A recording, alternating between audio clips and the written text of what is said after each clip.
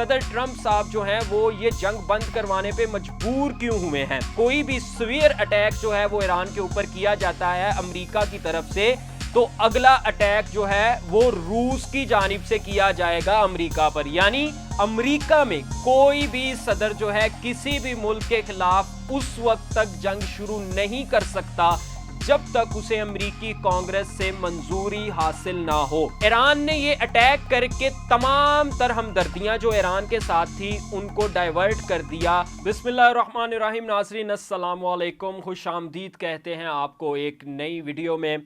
नाज़रीन, Iran Israel जंग, पूरी दुनिया की नज़रें जो हैं वो अभी भी इस वक्त भी ईरान और इसराइल पर लगी हुई हैं। ऑल्दो के सदर ट्रंप का रात को ट्वीट आ गया, उन्होंने पूरी दुनिया को अमन की खुशखबरी भी सुना दी, लेकिन इस खुशखबरी का भी कोई फ़ायदा नहीं हुआ। अभी भी ईरान और इसराइल के दरमियान हमले जो हैं वो जारी हैं। आज सुबह के वक्त यानी कि तकरीबन कोई 9 बजे के करीब जो है वो ईरान की जानिब से एक ताज़ा इसराइल पर हमला किया गया है और इसराइल के दारुल हुकूमत तल अवीव पर यह हमला हुआ, वहाँ पर काफ़ी ज़्यादा नुकसान हुआ। बदले में इसराइल ने दोबारा ईरान के ऊपर जो है वो मिसाइल अटैक कर दिए। अब दोनों ममालिक की जानिब से है इसे जो है वो एक दूसरे पर जंग बंदी की खिलाफ वर्जी का इल्ज़ाम लगाया जा रहा है। ये कहा जा रहा है कि जो जंग बंदी के मुआहदे की खिलाफ वर्जी है वो पहले इसराइल ने की, ईरान कह रहा है, लेकिन इसराइल ये कह रहा है कि जंग बंदी के मुआहदे की खिलाफ वर्जी जो है वो ईरान ने की थी। यानी कि दोनों एक दूसरे पर इल्ज़ाम लगा रहे हैं, दोनों जानिब से ही अभी तक जो है वो हमले जारी हैं। हम लोगों ने जो चीज़ आप लोगों के साथ डिस्कस करनी है वो ये, एक तो ये कि सदर ट्रंप की इस बात के बाद कि दुनिया अब अमन के लिए तैयार हो जाए, उन्होंने दुनिया को अमन की खुशखबरी सुनाई, उसके बावजूद जो है ये हमले क्यों नहीं रुक रहे। और सदर ट्रंप जिन्होंने खुद जो है वो ईरान पर अटैक किया, ईरान पर हमला किया, वो इस जंग को बंद करवाने पर क्यों मजबूर हो गए।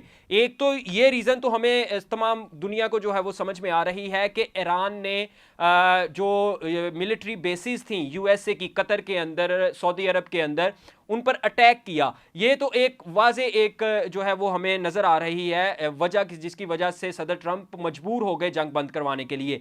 लेकिन एक और ख़ास रीज़न है जिसने रात को जब ये ईरान ने अटैक किया था मिलिट्री बेसिस पे यूएसए की, उस वक्त पेंटागन मरकज़ में जो है वो पेंटागन का चीफ सदर ट्रंप को ये तजावीज़ दे रहा था कि इस हमले का हम लोग ईरान को किस तरह जवाब दे सकते हैं।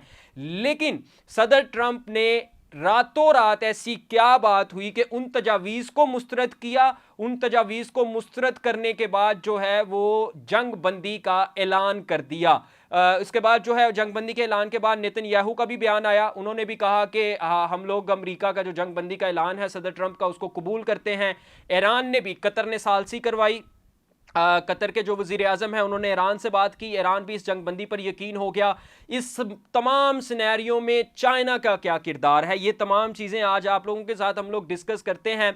जनाब, चाइना का इस तमाम सूरत हाल में एक बयान आया और जो काफ़ी अरसे से चाइना, ये जब से ये सूरत हाल जो है वो हो रही है मशरिक़ वुस्ता के अंदर, तब से चाइना जो है वो खामोश था। चाइना की जानिब से कोई खातर खा या कोई मानी खेस जो है वो जवाब नहीं आ रहा था।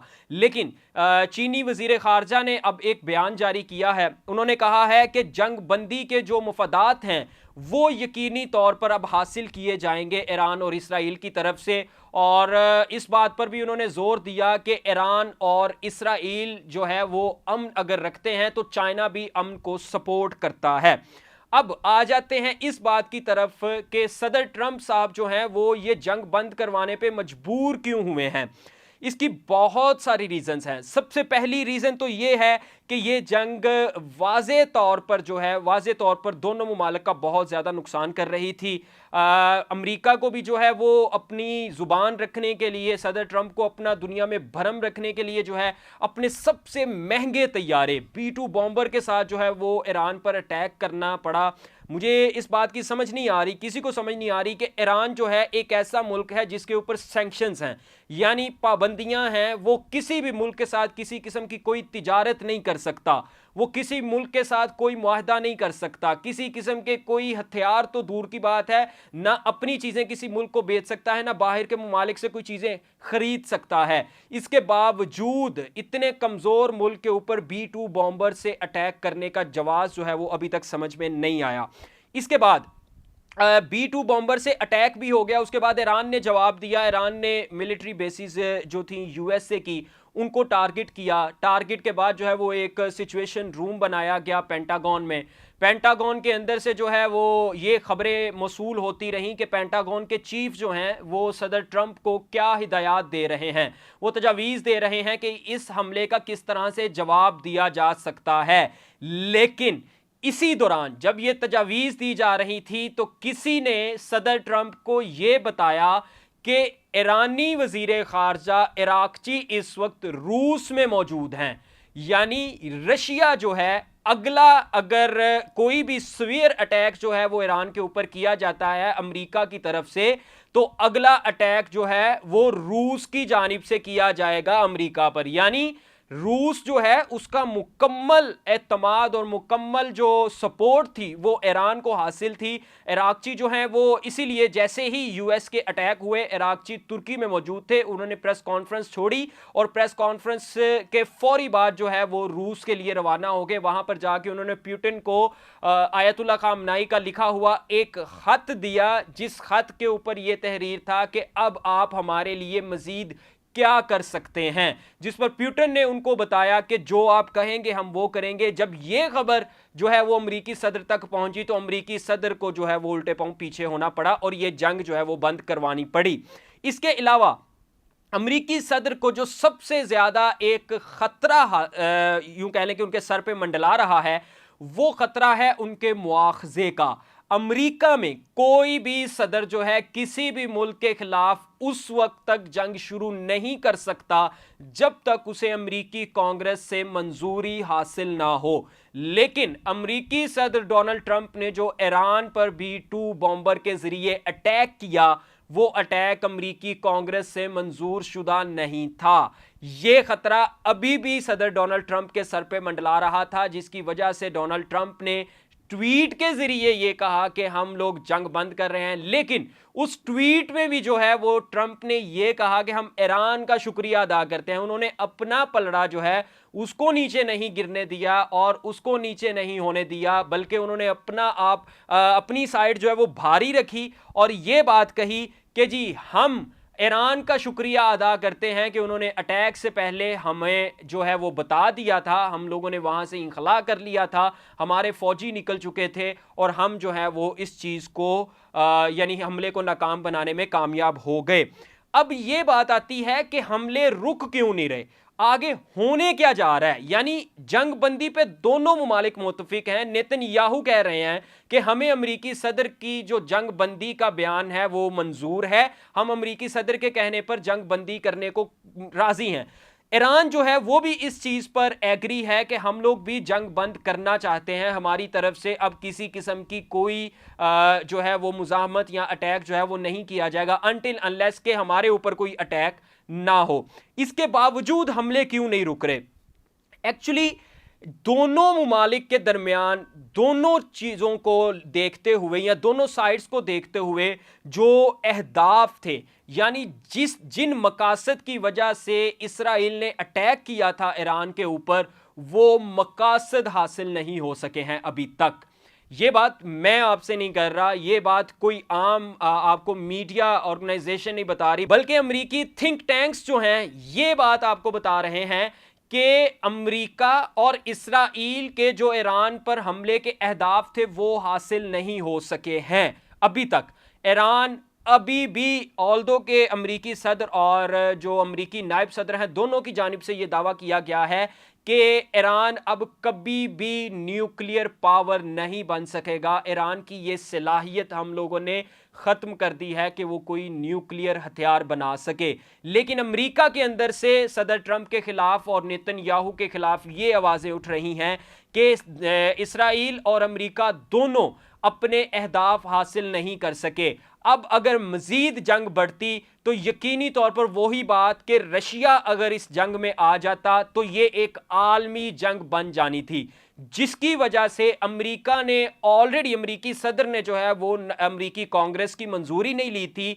और अगर मजीद जो है वो ये जंग बढ़ जाती और अमेरिका को मजीद कोई नुकसान उठाना पड़ जाता तो फिर तो सदर ट्रंप का मुआखजा यकीनी बन जाना था कि उन्होंने जो है वो कांग्रेस से मंजूरी लिए बगैर ये अटैक किया, जिसकी वजह से अमेरिका को इस कदर भारी नुकसान जो है वो उठाना पड़ा। लेकिन ईरान की जो इस वक्त की सूरत हाल है, ईरान ने ये जो अटैक किए रात को, जो यूएस मिलिट्री बेसिस थी कतर के अंदर, उन पे जो अटैक किए, इसकी वजह से ईरान को अब खुद भी जो है वो एक एम्बैरेसिंग सिचुएशन का सामना है। और अगर हम ये कहें कि ईरान अब इसके ऊपर जो है वो पछता रहा है तो ये भी गलत नहीं होगा। क्योंकि इस जंग में अमेरिका और इसराइल के खिलाफ जाकर अरब ममालिक, जितने अरब ममालिक थे, सऊदी अरब, कुवैत, कतर, बहरीन, यूएई और इवन पाकिस्तान ने भी जो है वो मजम्मत की थी ईरान के ऊपर हमले की। अब जब कतर ने जिस हमले की मजम्मत की थी, अगर उसी कतर के खिलाफ जो है वो ईरान ने जाकर कतर की हुदूद में जाकर जो है वो अटैक किए तो उस कतर ने भी ईरान के इस हमले की मजम्मत की। आज एक प्रेस कॉन्फ्रेंस हुई है कतरी वजीर आजम की जानिब से और लेबनीज वजीर आजम की जानिब से, दोनों ने इस हमले की ना सिर्फ मजम्मत की है बल्कि इसके ऊपर तशवीश का भी इजहार किया है। ईरान ने ये अटैक करके तमाम तर हमदर्दियां जो ईरान के साथ थी उनको डाइवर्ट कर दिया और वो ममालिक यकीनी तौर पर उन्होंने इसराइल का भी साथ नहीं दिया, लेकिन जो ईरान के ऊपर अटैक हो रहे थे उनका मजीद ये खतरा बढ़ गया कि अब एक तो इसराइल की जानिब से ईरान पर अटैक हुए, फिर अमेरिका की जानिब से हुए, हो सकता है कि कतर भी अपना बदला लेने के लिए ईरान के ऊपर अटैक कर दे। इतनी साइड से अटैक और इस जानिब से भी अटैक, हर तरफ से, यानी कि वो लोग जो आप लोगों के हमदर्द थे, जो आप लोगों की सपोर्ट कर रहे थे, अगर आप उनको नुकसान पहुंचाने की कोशिश करें या नुकसान पहुंचाना शुरू कर दें तो यकीनी तौर पर आप उन लोगों की सपोर्ट जो है वो खो देते हैं और आप लोगों को उनकी सपोर्ट हासिल नहीं होती है। तो खुलासा इस बात का कि अमरीकी सदर जो है वो ये जंग अपने मकसद के लिए रुकवाने में कामयाब हुए कि वो अपने मुआवजे से बचना चाहते थे और इसराइल जो है ऑलरेडी वो इस जंग में काफ़ी ज़्यादा नुकसान उठा चुका था, ईरान को भी काफ़ी नुकसान हो चुका था, ईरान की मईशत जो है वो ही इस बात को अफोर्ड नहीं करती कि इतने दिन जो है वो जंग चला ले। और इसके बाद जो है वो ईरान के अंदर जो है वो रजीम चेंज का भी खतरा था, जिसकी वजह से ईरान भी इसके ऊपर एग्री हो गया। लेकिन आज दोबारा फिर जो ये हमले हुए हैं वो इस बात का इंदिया है, वो इस बात की निशानदही कर रहे हैं कि अभी भी ये जंग जो है वो ख़त्म नहीं हुई और ख़ित्ते को अभी भी खौफ ज़दा रखा जाएगा, मज़ीद डर की हालत में रखा जाएगा ताकि खित्ते के अंदर पुरसुकून माहौल पैदा ना हो सके। हाँ, अब अगर मज़ीद ये हमले बढ़ते हैं तो अब की मर्तबा सिचुएशन जो है वो चेंज होगी। पहले जो एक होम्योपैथिक सा बयान आता था चीन की तरफ से, अब की बार जो है वो एक सख्त बयान आएगा और प्यूटन तो ऑलरेडी जो है वो ईरान के साथ थे जिन्होंने जो है वो ये जंगबंदी करवाने में मदद फराहम की है। जनाब, ये थी आज की वीडियो। आपको वीडियो किस तरह की लगी हमें कमेंट सेक्शन में ज़रूर बताइएगा।